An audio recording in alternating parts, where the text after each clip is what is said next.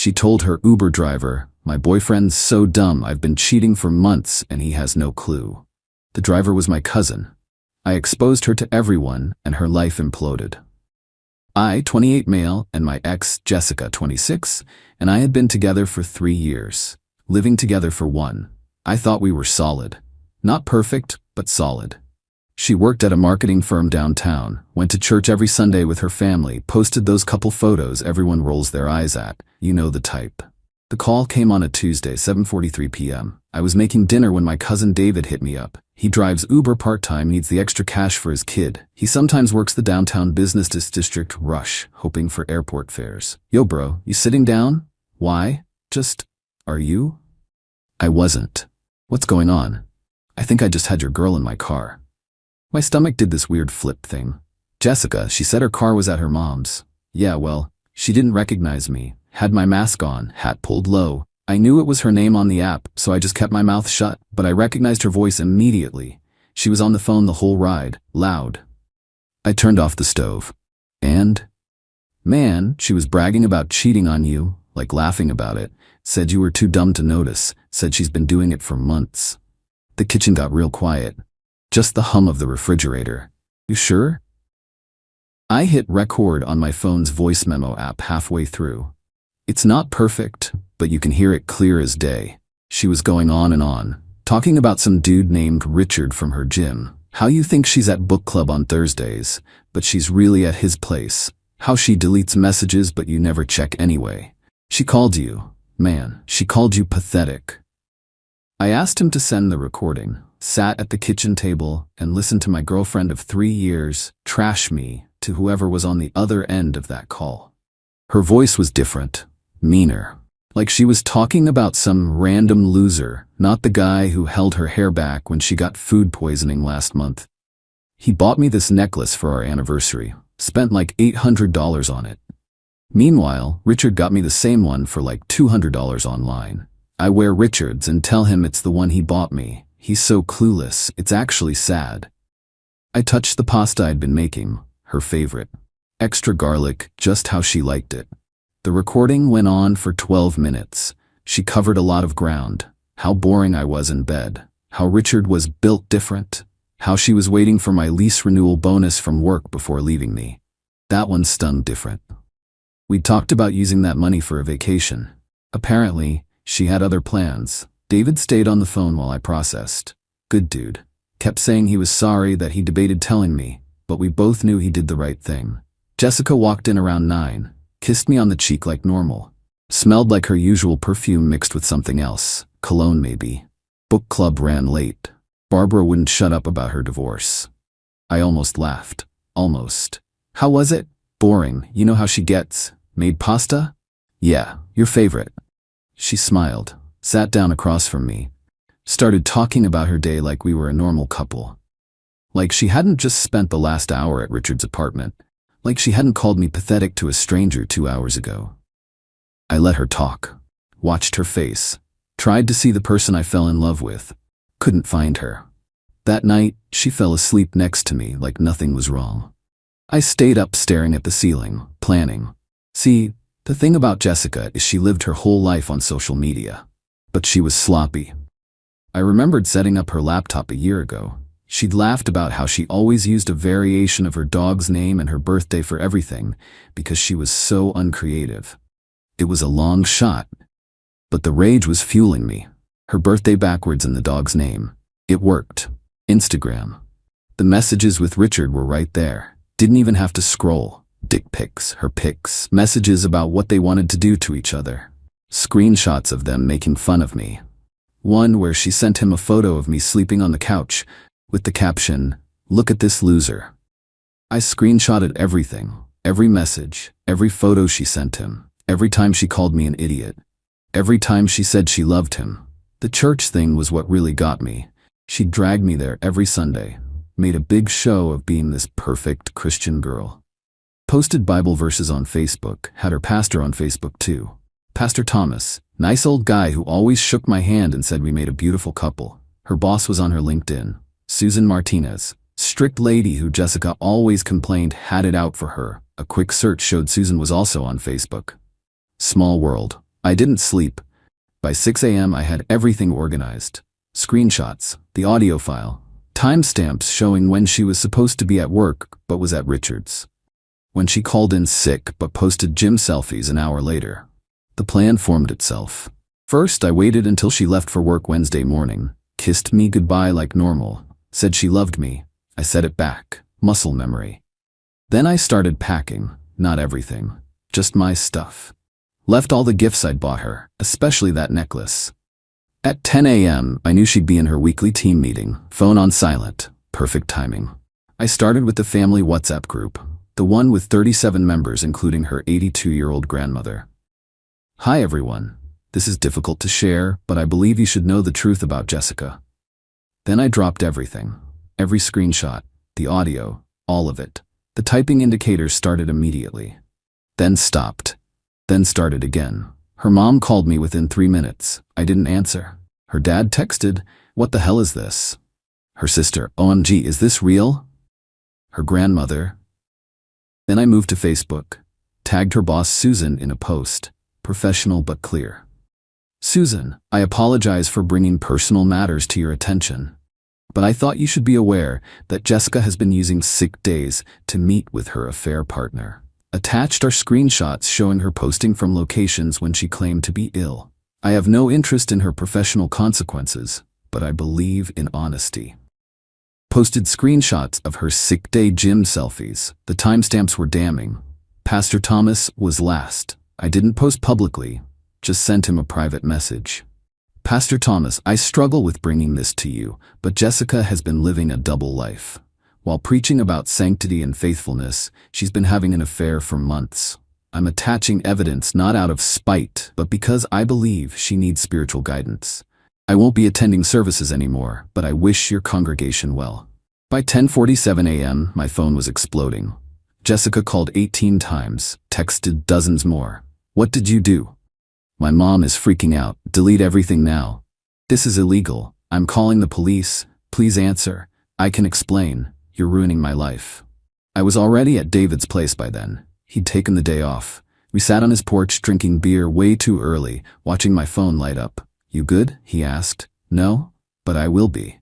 Jessica's sister called David around noon. He put it on speaker. "Is he with you?"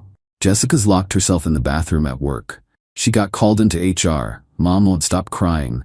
Grandma had to take her heart medication. What the hell happened? David looked at me. I shrugged. "Jessica happened," he said. "Ask her about Richard." The line went quiet. Then, "Who's Richard?" Update 1. It's been a few days since everything went down. Figured I owed you all an update since my phone won't stop buzzing. First, the legal threats were empty. Jessica's empty threats about calling the cops went nowhere. Guess it's hard to press charges when the evidence is you bragging about being a terrible person. Her dad called me Thursday night, trying to do damage control. "Son, what you did was extreme. Your daughter said I was too dumb to notice her cheating. Was I supposed to be smart about the breakup? She's been suspended from her job, pending an investigation." That was news. Apparently, Susan the boss was already documenting Jessica's inconsistent attendance.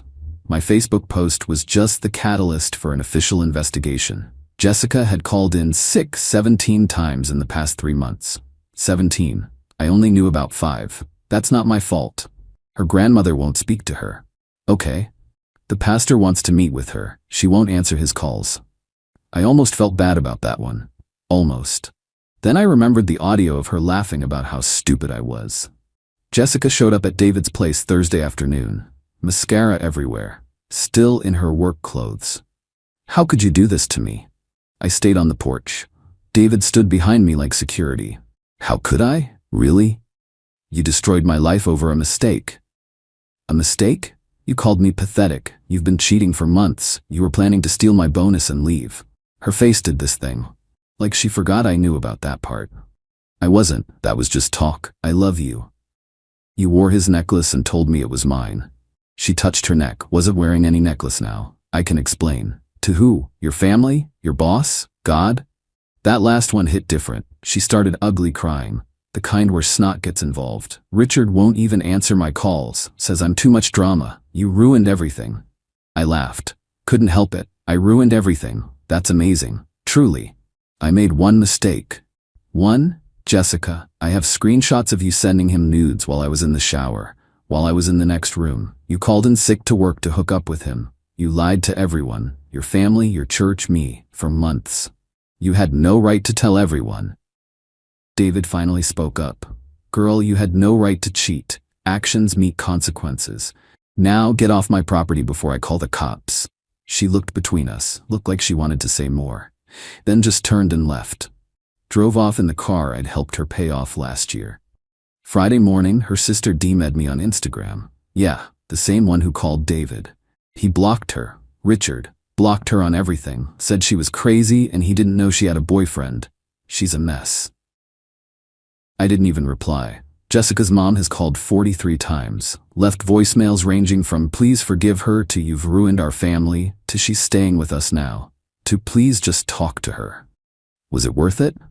I'm sleeping on my cousin's couch. My relationship of 3 years is over. I've got most of her family blowing up my phone. My own mom thinks I went too far. Half my friends say I'm a legend, the other half say I'm an asshole. But I sleep pretty good, knowing I'm not the one who destroyed a relationship for some gym bro named Richard, who won't even claim her now. Update 2. Been a week now. Lots happened. Buckle up. First, Jessica's family is divided, like choosing sides at Thanksgiving divided. Her younger cousins think what I did was justified. Quote from one, play stupid games, win stupid prizes. Her older relatives think I'm Satan himself. Her Aunt Susan called me at 2 a.m. Saturday to say I was going to hell. I asked if Jessica would be there too. She hung up. Her grandmother, though, that woman's savage, posted on Facebook, the truth will set you free, but first it will piss you off. Praying for my granddaughter to find her way back to Christ. Jessica commented, begging her to take it down. Grandma replied with a Bible verse about adultery. Public. For everyone to see. Cold-blooded. Monday I had to deal with the apartment situation. Jessica's name wasn't on the lease, just mine. But she'd been living there. Getting mail there. In my state, that makes her a tenant. Can't just change the locks. Had to give her formal notice. 30 days. Went over there with David to post the notice and grab more of my stuff. Place was a mess. Not trashed, just chaotic. Like she'd packed in a hurry and a rage. A few of our framed photos were face down on the counter. She'd left all our anniversary stuff out, including the champagne. The pasta I'd made her was still in the Tupperware. Moldy now. Symbolic. Found a note on the bed. I hope you're happy. I wasn't. Still aren't. But I'm something. Tuesday night, her dad was waiting for me outside David's house. Not shouting, just standing there. Security didn't need to get involved this time. He just wanted to talk. She's my daughter. I have to defend her. But he looked tired. Real tired. I raised her better than this. Her mother and I are discussing therapy. Family therapy. Good for you. She was officially fired today. Blacklisted at other firms. Susan apparently has connections. I didn't know that part. I didn't mean for... Yes, you did. You knew what would happen when you sent those screenshots to her boss. Own it. He was right. I did know. She betrayed me, publicly humiliated me, was planning to rob me, and you nuked her entire life in response. Yeah, I did, he nodded, left without another word. Wednesday was interesting. Remember that WhatsApp group? Still active. Jessica's cousin Joseph started sharing his own stories. Turns out, Jessica had borrowed $500 from him last year for car troubles. Same week she posted about her weekend trip to Miami. With friends. The floodgates opened. Other family members started sharing their own Jessica stories. Money borrowed and never returned. Lies about why she couldn't attend family events.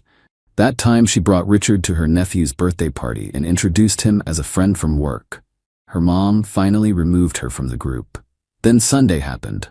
The church thing escalated. Pastor Thomas, bless his heart, tried to handle things quietly. But Jessica showed up, apparently trying to apologize to her parents in the foyer. Word got around fast. A woman named Barbara, who runs the women's ministry, took it upon herself to make Jessica an example. During her announcements, she gave a whole speech about wolves in sheep's clothing and the importance of living your values, not just preaching them. Everyone knew who she meant. Jessica's family got up and walked out mid-service. Pastor Thomas called me that night. I tried to stop it from becoming a spectacle. This isn't how we handle things. Not my circus anymore, Pastor. I know. This has caused a real rift in our community. Great. Now there's church drama too. Friday afternoon, Jessica texted from a new number, blocked her old one. Can we talk, please? Just 5 minutes. I shouldn't have responded, but I did. Fine, public place. We met at a Starbucks. She looked rough, hair unwashed, no makeup, wearing sweats. This was the girl who wouldn't check the mail without mascara. I'm sorry. Okay, I mean it. I was horrible. I said awful things. I threw away something good for something stupid. Why? She played with her coffee cup. I don't know. Richard made me feel dangerous, exciting. You were safe, stable. I got bored. So you decided to cheat instead of, I don't know, talking to me? I was stupid. You were cruel. I know. I hear that recording and I hate myself. That's not who I am. It's exactly who you are. That was you, Jessica. Not drunk, not coerced, just you talking shit about someone who loved you. She started crying again, quietly this time. My life is over. No job, no apartment, my family's split, church friends won't talk to me, Richard ghosted me, even deleted his Instagram. Okay, that's it? Okay? What do you want me to say? That I forgive you? That we can work it out? I listened to you laugh about how pathetic I am. I can't unhear that. I didn't mean it. You did. Every word. You meant it all. She left after that, didn't finish her coffee, got a LinkedIn notification that night. She'd removed our relationship status. Final nail, I guess. Final chapter. It's been a month. Last update promise. The apartment's mine again. Jessica cleared out 2 days before the deadline. Took only her stuff, left mine, even cleaned. Found another note. I'm sorry for everything. I've been going to therapy, not because of guilt, but because trust issues are real after something like this. Dr. Kim says I handled things decisively but destructively. Fair enough. Jessica's working at a coffee shop now. Her cousin Joseph told me, says she's living with her parents, driving her mom's old car. No more Instagram influencer life, no more Richard. He apparently moved on to another gym girl within a week. Her family's still fractured. Thanksgiving is apparently already a topic of dread. Jessica sat alone at the last family dinner, Joseph said. Her grandmother still won't speak to her directly, but prays for her wayward soul every Sunday. Loudly. In front of everyone. The church rift got worse. Barbara, the women's ministry lady, started her own Bible study group, took a dozen families with her. They meet at someone's house now, talk about moral accountability. Pastor Thomas, aged 10 years in a month, sent me a card saying he's praying for healing for everyone involved. Good man. Jessica's ex-boss Susan reached out last week, wanted to clarify something. I didn't fire her just because of your post. I fired her because when confronted with the attendance records, she lied. Then when shown the evidence from your post, she blamed everyone but herself. Then she threatened to sue for harassment. The public post was the tip of the iceberg of her character. That tracked. David is still the MVP. Helped me repaint the apartment, got rid of that couple's gray Jessica picked, went with blue, looks good, fresh, met someone at therapy, not in my group, different time slot. We grabbed coffee, then dinner. Taking it slow. Her name's Sarah, doesn't have Instagram, refreshing. Jessica tried one more time, showed up outside my work with a letter. Security has a photo of her now, so they called me down. Just read it, please, then I'll leave you alone forever. I took the letter, 3 pages, front and back, read it that night. She blamed her upbringing, her ex, her anxiety, her fear of commitment, everything but herself for the first 2 pages. The last page was different. I destroyed the best thing in my life because I was selfish and cruel. I became someone I don't recognize. Someone who could laugh about hurting the person who loved me most. I don't ask for forgiveness. I don't deserve it. I just wanted you to know that you didn't deserve any of it. You were the best part of my life, and I threw it away for nothing. For someone who didn't even want me. I have to live with that. I have to see my grandmother's disappointment. My family's shame. My own reflection. That's my punishment. I'm sorry I made you feel worthless. You're not. You never were. I kept the letter. Not sure why. Saw her at the grocery store last Sunday. Different aisles. Made eye contact. She looked like she wanted to approach. I turned down the cereal aisle. Some bridges are meant to stay burned. People ask if I regret going nuclear. If I do it differently. Maybe. Maybe not. I could have just left. Let her keep living her double life. Let her family think she was still their perfect daughter. Let her keep her job, her reputation, her image, but she made me feel worthless, small, stupid, for months. While I was planning our future, she was laughing about me with another man. While I was working overtime to afford that necklace, she was wearing his. So yeah, I burned it all down. Made sure everyone knew who she really was. Cost her everything. Cost me too, though. Lost friends who thought I went too far. Lost sleep wondering if I'm the bad guy. Lost the ability to trust easily, but I kept my dignity, my self-respect. And in the end, that's worth more than a relationship built on lies. David said something that stuck. You didn't ruin her life, you just stopped her from ruining yours. I think about that a lot. Anyway, that's it. No dramatic reunion, no revenge gone wrong, just two people who brought out the worst in each other and the aftermath of mutually assured destruction. Learn from my mess. If someone shows you who they are, believe them the first time. Don't wait until they're laughing about you to an Uber driver. And if you're gonna cheat, maybe check who's driving. Peace out. Edit, since some asked, yes, David got a massive tip. And yes, I'm still in therapy. And no, I don't recommend anyone handle betrayal the way I did. But I'm not sorry I did it.